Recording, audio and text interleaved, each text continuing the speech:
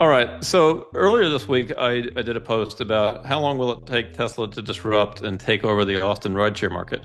Yes. So my conclusion was faster than you might think.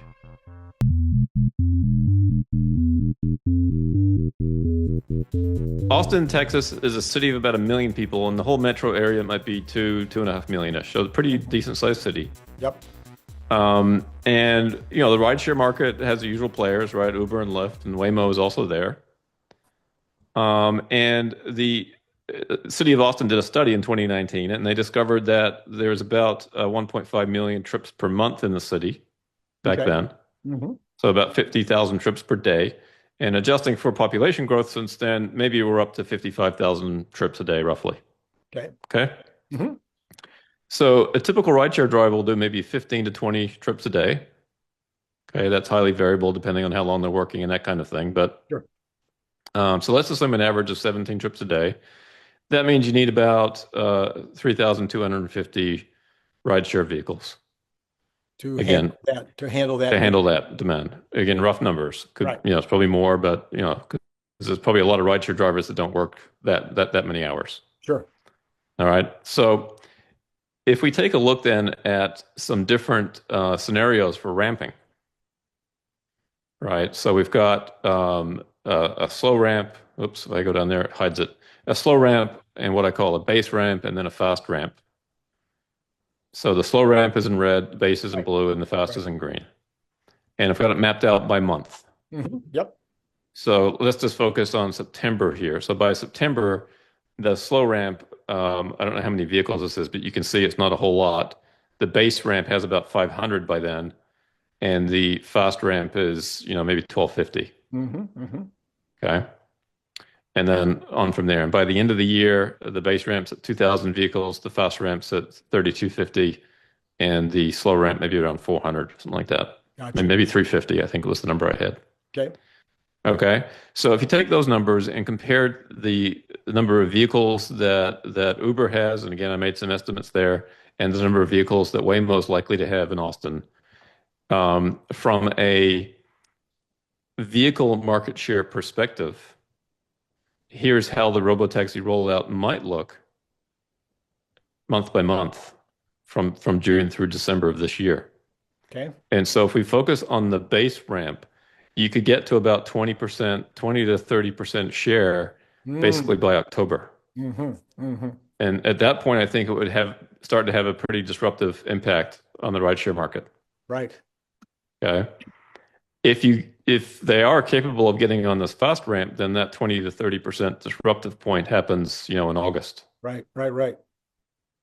So keep your expectations low for June and July, but don't forget they're not standing still, Mm-hmm.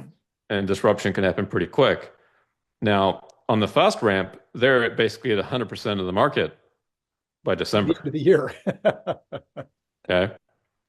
Now, the other thing we need to keep in mind, though, is that vehicle market share isn't necessarily the way to look at this. We probably want to look at trips market share. And the difference here is that an autonomous vehicle can operate, let's say 20 hours a day.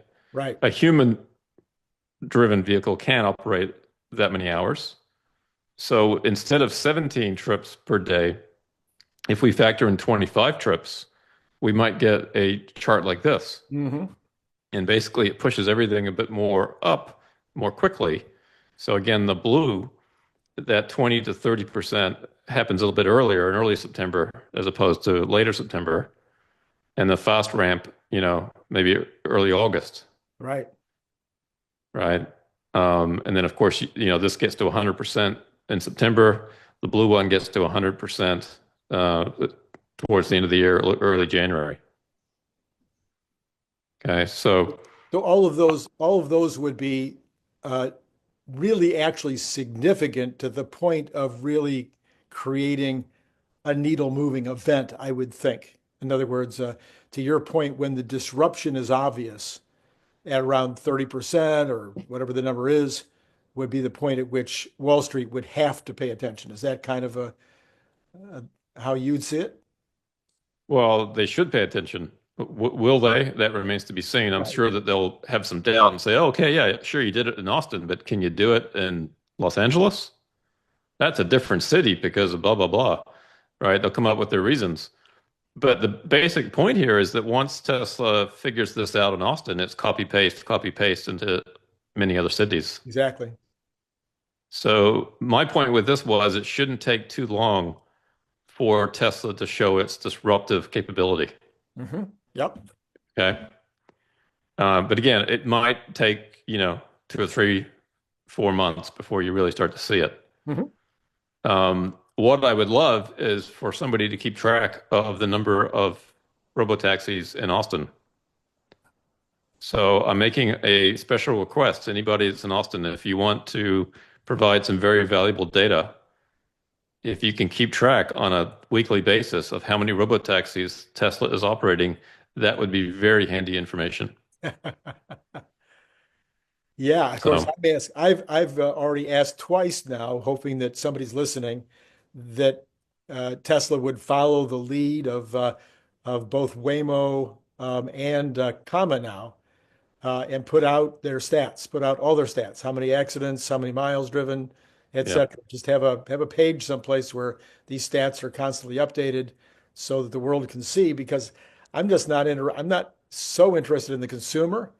I'm more interested in the government leaders, city, state, federal, other countries, seeing these stats and seeing that a lot of miles and a lot of miles with no accidents. Yeah, no doubt Tesla will have all that information. It's just a question of what degree and the timeliness of sharing it. But you're right. It's in their interest, I think, to make that as widely available as possible. Mm-hmm. Yep. So that's interesting. And then if we zoom out a little bit and take a look at the total miles traveled in the United States. So the U.S. Highway Administration keeps track of this. As a report that comes out every month. This data here is from December of 2024. There is more recent data, but it's very similar. Last year, 3.25 trillion miles were driven in the United States. Okay. That's the tall green bar on the left. Uber, based on some estimates that I made, I believe did about 33 billion miles in the United States last year. That's like 10%. Oh, or no. That's 1%. 1%. Yeah. And Waymo, about 16 million. Mm-hmm. So 0.001. I think there's like 3 zeros and a 1. And then Tesla, of course, nothing, because they don't have a robotaxi network in 2024. Mm-hmm. Now, if we factor in supervised FSD last year, that was about 2.1 billion. Okay. Okay. So again, not there's a little bit of apples and oranges, but it's indicative, I think, of what's to come. So this to me is the ultimate metric in terms of the miles that are traveled in a robotaxi. And again, right now it's 0 effectively. Yes. But to track this over time. And so the opportunity there is that green bar on the left, at least initially. Again, this is all miles in the United States. This isn't rideshare miles. This is all miles. Sure. So it's a big number. I guess the first opportunity is to gobble up rideshare, right? So Uber's miles, I think Uber accounts for, 70 or 80% of the miles from rideshare in the US, something like that. So there might be about 40 billion-ish miles for Tesla to gobble up there. Okay. But that's just getting started. The opportunity is far larger than that.